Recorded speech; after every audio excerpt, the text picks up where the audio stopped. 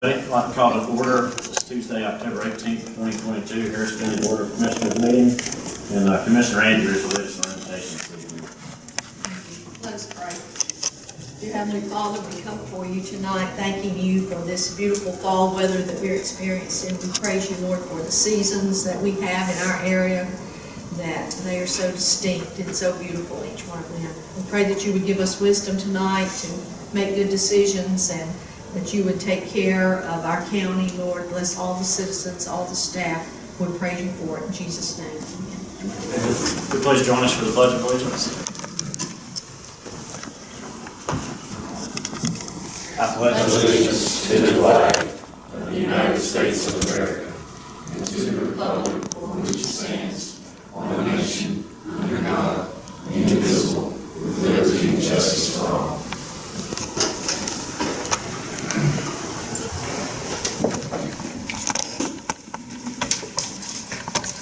The first item on our agenda this evening is approval of the minutes from our regular session of October 4th, 2022. Is there a motion? I'll make the motion to approve the minutes as presented. I will second that motion. Is there any further discussion? All those in favor? Motion carries.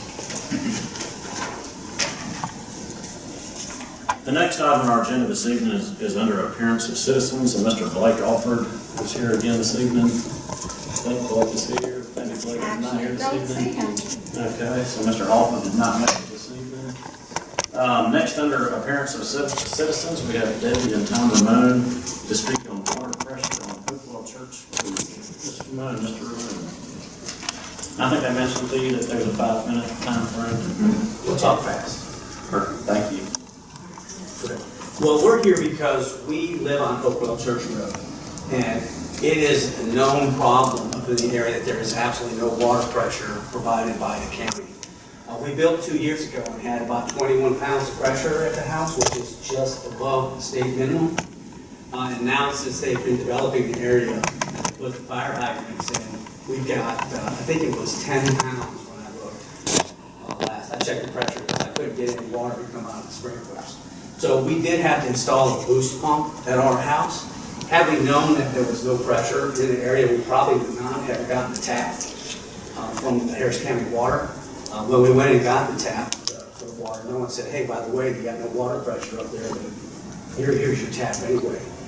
So we brought it up to Randy, we brought it up to Ms. Culpepper several times, and they said they were going to put it on the agenda a couple of years ago. Has it made it to the agenda yet?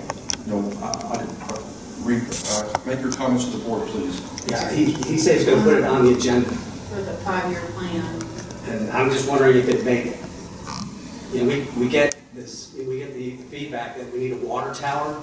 And I understand a water tower is a very expensive proposition. We have a 225,000 gallon tank in the area. Maybe we could get a boost pump for that area up there, because they keep putting more houses up there and the pressure keeps dropping and dropping. I'm not sure if the fire hydrants are connected to that line, if we're getting our water from the same line. But phase 2 of the Hadley Road is going in, and that's going to make it worse.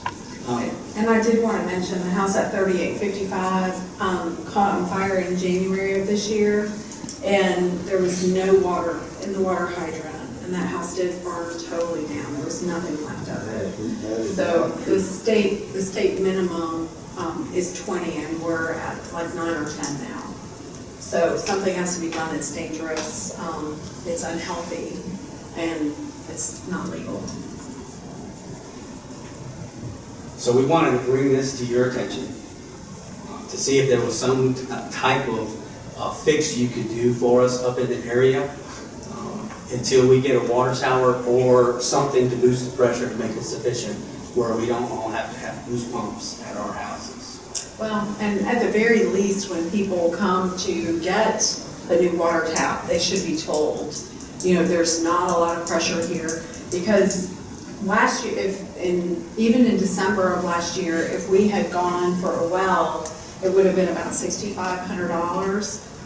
We paid about $5,900 between the tap, the running the water line, the 3 cents of a mile we're off the road, and the 2 booster pumps that we have at our house. So we, it only saved us $600. Now a well is about $12,000. So, and then we still have to pay for electricity and water lines to our house. So at the very least, I wish that the county would reimburse us the $5,900. So how far is your house off of the road? Between 2 and 3/10 of a mile off the road. And you're checking the PSI at your house? Oh, Or yeah, at the- absolutely. Or At the spigot, just where the county guys came out and did it. We the exact same spigot that they tested the pressure at when they gave us our certificate of occupancy. Was this an existing house or? No, we had You it guys built. Yeah. And that's, to Debbie's point, I wish someone would have said, by the way, we'll take your check for the tap, but you won't have any water pressure. So we could have at least, investigated well at the time. Made an educated decision. Decision, correct. So we look to you guys to come up with a resolution, if it's possible. Well, we'll definitely look into it and, make sure we're providing what needs to be provided. Well, on the agenda tonight is phase 2 of Hadley Road. So when you're looking at extending that another mile down the road, what is that going to do to the people that are past it? And there's a booster pump, according to the map at Harris County Water, there's a booster pump at the interstate, and it looks like it boosts the water to just past the neighborhood that Coach Grant is in Piedmont Lake. But it doesn't boost it any further than that. And the map's not updated, so you can't really even see where the water lines are now. Have you guys talked to the water department at all, or trying to get their information? Or? Yes. And what was the Several emails. We were told they were going to put it on the agenda. I think Well, that was the last email, but this has been going on for 2 years. We've been talking about this. Can we not hear from the director of our water department? He's here, Mr. Coleman. Well, thank you for your time. Okay. Thank you, guys. Continue to Thank you. look into it.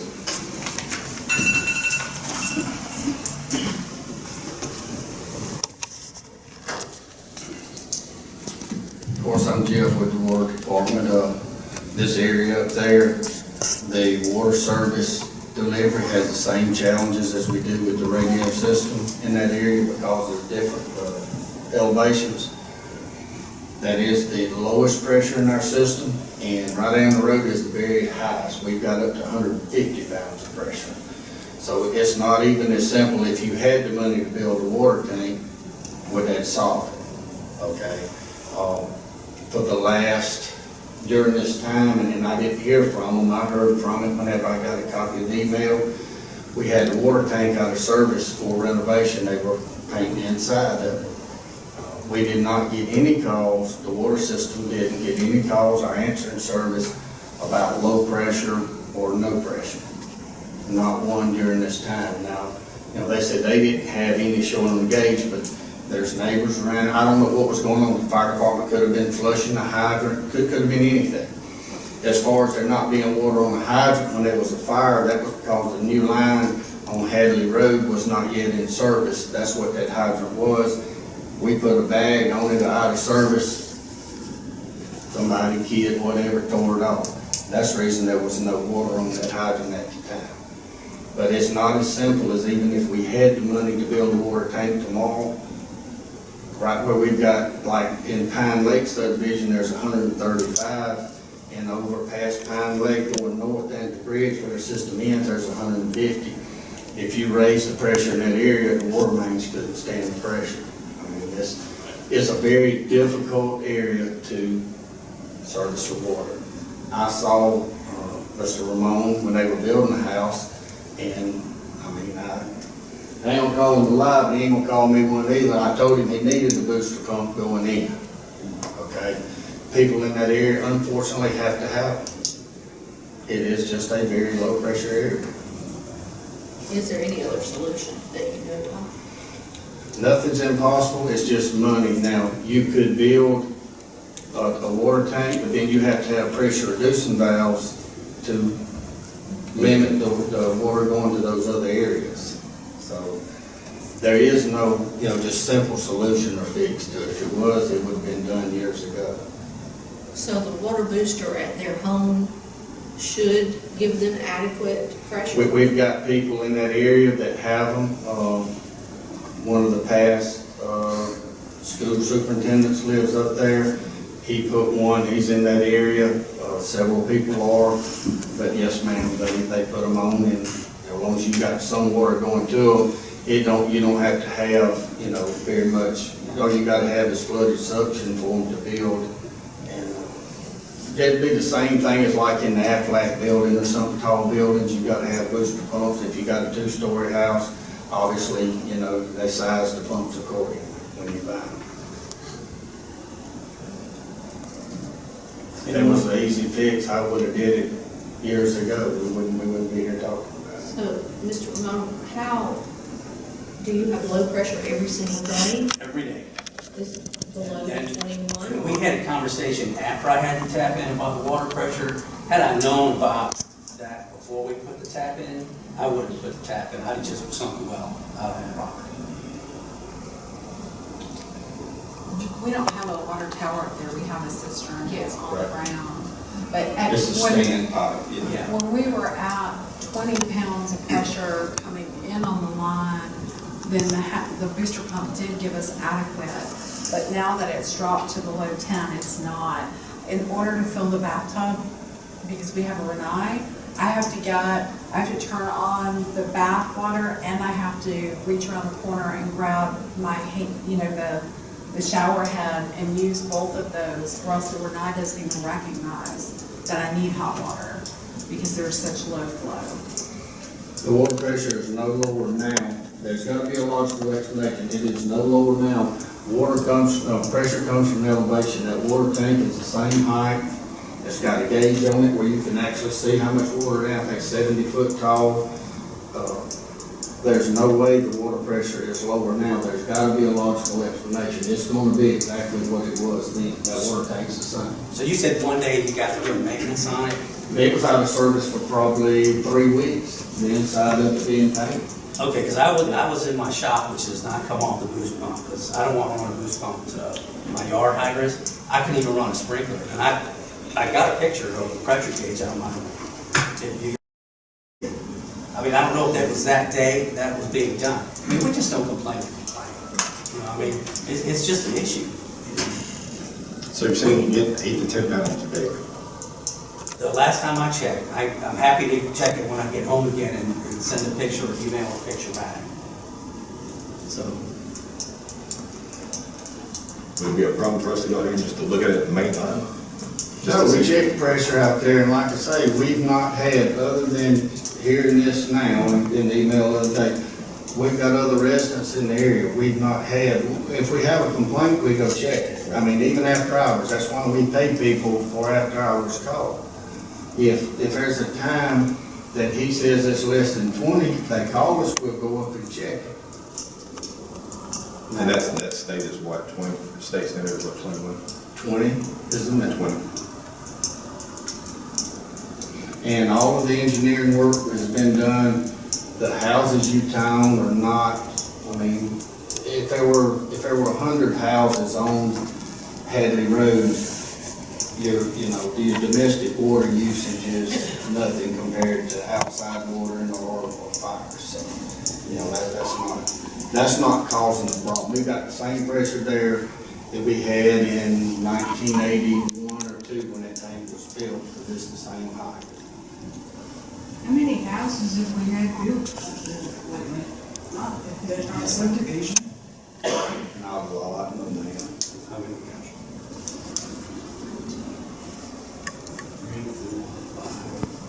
At least 10. 10. At least. There's 2 more going up on Wright Road. And we hope we get some on that new line on Hadley, but if there's a problem at their place, there's a logical explanation, okay? Because the pressure's gonna be what it's supposed to be and what it's always been because of the height of the water tank. Right. And the booster pump at the interstate is to boost water to that tank. That's what it's there for. To keep that tank so that we can maintain at least, the minimum we're required to. Right. Is there a way that we can just go out there and just make sure that there's minimum, just double check? Yeah, that ain't no problem. None whatsoever.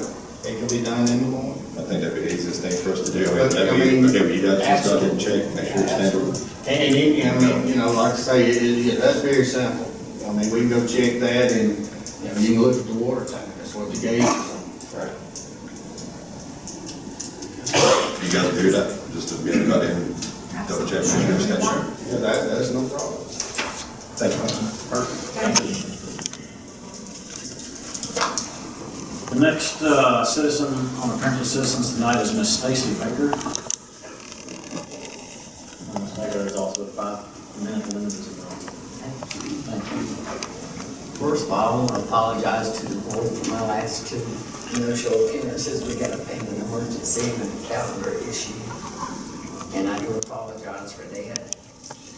But the reason we're here tonight is because we live on a private easement. And recently, in the last 3 years, we've had family independents from another state, from Arizona. And they did not follow county ordinances. And we all know that we don't have a leash law in Harris County. But there's been about 14 different incidences with their animals. And it's caused a great hardship for me. It's caused me to lose the use of this hand. It's been in a cast 2 times, and now it's waiting for surgery. It's got to have pins put in there, and they got to re-break it and restructure it. I've had the police out there. I've got police reports. They killed 7 of my dogs in 3 years, and I've had to have their dog picked up by animal control here recently. And they're real angry because they had to pay to get their dog back. But I've been to the community development, I've been to animal control, and police's hands are tied. They can't do anything because there is no enforcement for the leash law. And we all got small children between the ages of 1 and 14 on this road. And this issue right here came about me trying to protect their dog on my property. I was trying to restrain my dog, keep my dog from jumping on their dog because their dog came into the yard and tried to get her puppies. And it caused her to, I had her by the collar and she jumped up and done a complete 360 and broke all my fingers in this hand. I have pictures of it. And then within 2 weeks after breaking my hand, I had 2 more issues with the same dog.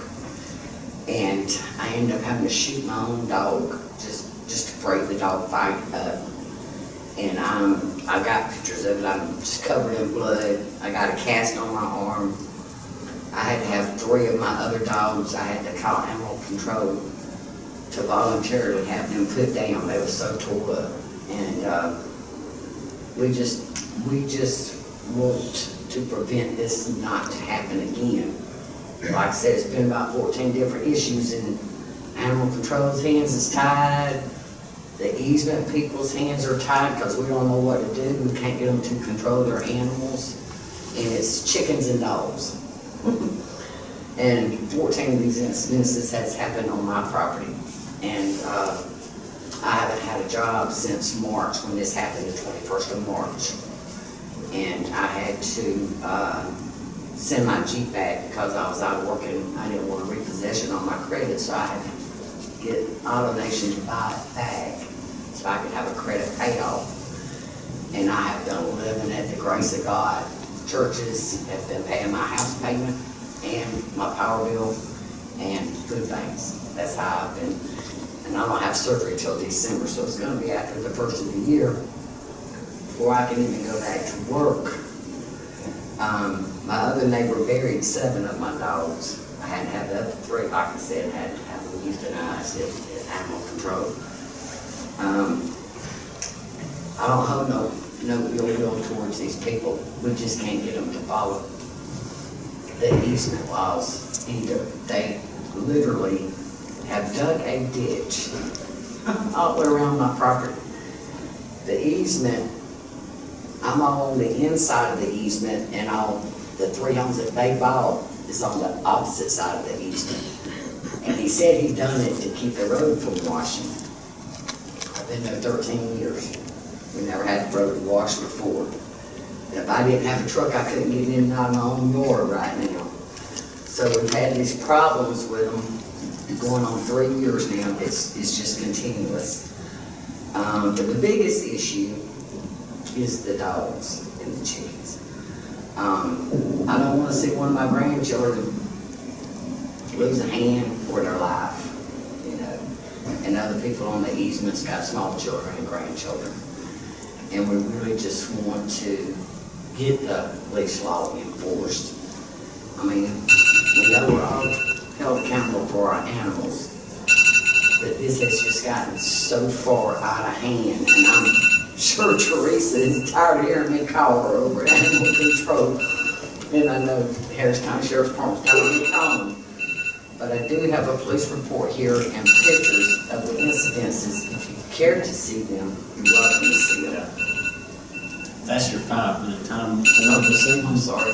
We'll definitely check into this and try to speak with Brian Williams and animal control as well. And, see what I can find on our side of it and see how we can help you. I have a question, and you may have said this, Baker, and I may not have caught it, but where is this located? Where's it? I live on Dowdles View Drive in Shiloh. It's off of Trammell Mill and Man.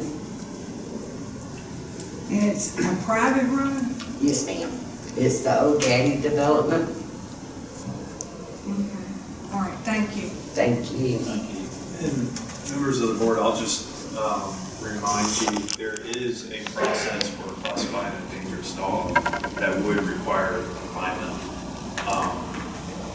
requirements beyond, 9 leash law. So that process is done through animal control officer making that determination. Okay. All right, thank you.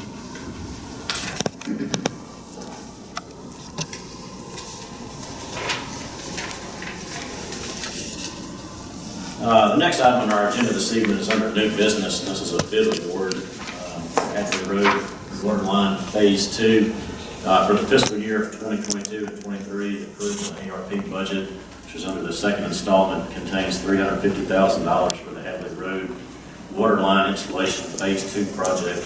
This project consists of installing about 4,600 linear feet of 8-inch water line and 4 fire hydrants from where Phase 1 ended, which is at north of Motor Road to Sunnyside Church Road. This project was designed and competitively bid out. On the bid deadline date of October 6th of 2022, 4 bids were received as follows. Gordy Construction, $405,040. Crawford Grading and Pipeline, $476,720. FS Scarborough, $510,601.67, and RDJE Inc. at $546,243. Gordy Construction was the low bidder for the total construction of bid $405,040. The project is over the budgeted amount by $55,040. This overage will be funded by the ARP budget, which is again after the second installment. Staff is recommending the board award this project to Gordy Construction in the amount of $405,040 and authorize staff to execute all necessary documents. If approved, the project is scheduled to be completed by the end of December 2022. Are there any questions from the board? No. Is there a motion? I'll make the motion that we award the extension of Hadley Road for Phase 2 to Gordy Construction out of Fortson for $405,040. I say. And allow, Oh, I'm sorry. I guess, allow the county manager and clerk to be able to handle all the work. Okay. We've got a motion and a second. Okay. All those in favor? Motion carries. The next item on our agenda this evening is under project updates, and Mr. Bauer, if you'll take us through those this evening. Mr. Chairman, Board of Commissioners, let's hit the all the projects that the county is currently constructing during this fiscal year. Number 4, Unified Development Code. That's going back to the Planning Commission tomorrow, October the 19th, and then back to the Board of Commissioners on November the 1st. Those are 2 public hearings for public input. Again, Planning Commission tomorrow, October the 19th, and Board of Commissioners on November the 1st. And this is on the website as well, right? Yes, it is on the website, along with the official UDC project page, this schedule, as well as the final version of the UDC, and it's been on the website for many, many months. I'm not saying we have to, but do we put it in the paper or just the website? Just the website. The public hearings are advertised in the newspaper. Okay, just wanted to make sure there's one. Okay, number 6, construct a new EMS volunteer fire department facility in the Northwest Harris Business Park. Everything's moving toward construction, and we had a pre-construction meeting this morning, and so that project should be starting in the next 2 to 3 weeks. Number 22, complete the design, bidding, and construction of a new public works department facility. A design meeting was held in June, August, and September. We had one as of Monday, so the design is being finalized. Surveys are being done, boundary surveys, as well as topography surveys, as well as the project being evaluated for septic systems. So that project is well on its way. If everything goes well, the design is completed, it goes up for bid, it's awarded, that building should be completed as early as next November. And that project's growing into acreage. It's now 4.5 acres. There's a site plan, and the building's over 5,500 square feet now. So that project is underway. Number 31, Elgin Park. Our crew in the maintenance facilities division is building the new pavilion with restrooms. That's about halfway done. We're waiting for the playground to be delivered probably in February of next year. And the south side trailhead and the trails are also being constructed. So a lot of things going on at Elgin Park in that development. And the observation tower is also being designed. Number 37, Phase 5 of the Mountain War Trail. It's basically completed. Ribbon cutting is scheduled for November the 1st, Tuesday, November 1st at 5 p.m. Invitations have gone out via email. Again, November 1st, 5 o'clock on the Hamilton Square, ribbon cutting for Phase 5. Phase 6 is going to be out for bid in the next 30 days. So Phase 5, from where Phase 6, where Phase 5 ends, all the way to Mulberry Creek, will be bid out probably the next 30 to 40 days, in construction by late fall of next year. And then we're going to be on hold for a while until the new T-SPLOST money is available to spend, probably 2026, 2027. When that ends at Mulberry Creek, how much access to the creek will runners have? I mean, is it? Hopefully no access. We're going to stop it well before the creek and put a cul-de-sac in. So it won't be butting up against the creek. It'll be several hundred feet away from the bridge. Cul-de-sac with all the signs, barricades saying, do not go past this point. But people. It's a beautiful, there's some rapids right there. And but the Mountain War Trail will stop there in this time next year, and it won't be continued for 3 or 4 years. But it's getting a lot of ridership. It's getting a lot of interest. Number 45, the TUSA evaluation study that has continued the discussion on that topic during the November 3rd retreat. So that's on the November 3rd retreat for further discussion. Number 53, solid waste facility. That project has come on the ground. I think that they got the roof on it. They're putting in, I think, drywall, and so that project is well on its way to being completed in early 2023. Number 56, our new Waterworks Administrative Office. That project has started, it's coming off the ground, there's foundation work being done right now, and the concrete slab should be there in about 2 weeks. Jeff's really excited about that. Right, Jeff? Number 58, the Hadley Road Phase 2 Waterline Project. The board approved that tonight. It should be finished by the end of this year. Number 60, renovations to the courthouse, Phase 1, using SPLOST 19 money. That should start in January of next year. And that is a 6-month duration project. So the courthouse will have scaffolding all over it and all kind of issues from January to probably next July. Number 63, retreats. The next one's November the 3rd. We're getting geared up for that, getting ready for that particular agenda, November 3rd. Number 65, hotel motel tax increase from 5% to 8%. That's on tonight's agenda for board consideration on having the attorney prepare those documents to submit them to the local legislative delegation for consideration during the General Assembly next year.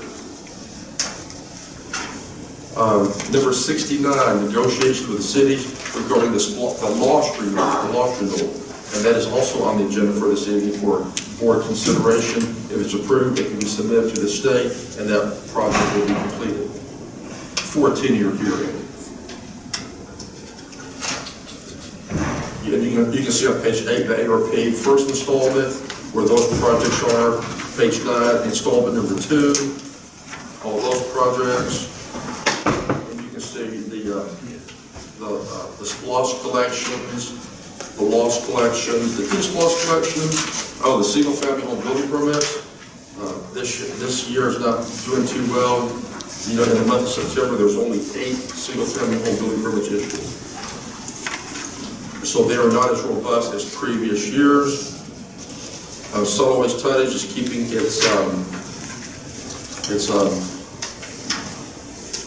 solid waste tonnage is keeping its constant tonnage, about 1,700 tons a month, or about 20,000 tons a year. And you can see active water customers, they're slowly trickling up, month by month by month. And the Georgia Fund 1 monthly yields, that's where all of our county's excess funds are invested. You can see the most current rate is 2.37%, and that's not bad. That's compared to the previous year. So basically, that's the highlights of the admin report.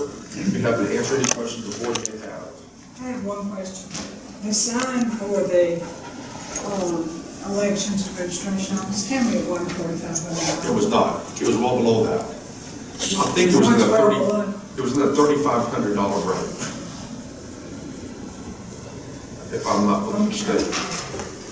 It still seems excessive to me.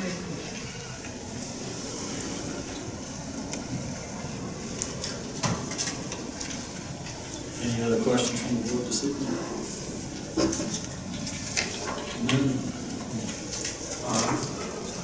There's no other questions, we'll move on to our next item under our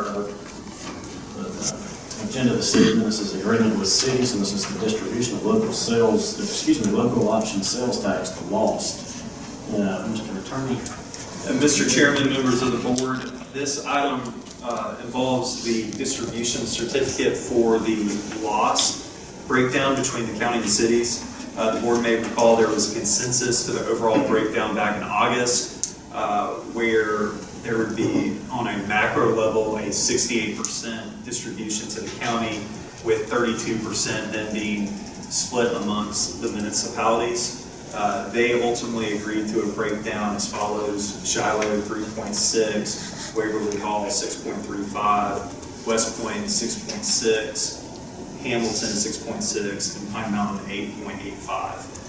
Attached to your agenda is a copy of the certificate of distribution that has been signed by all the mayors following each of the municipalities' approval in open meeting. After the board of commissioners approves the distribution certificate, it will be submitted to the state.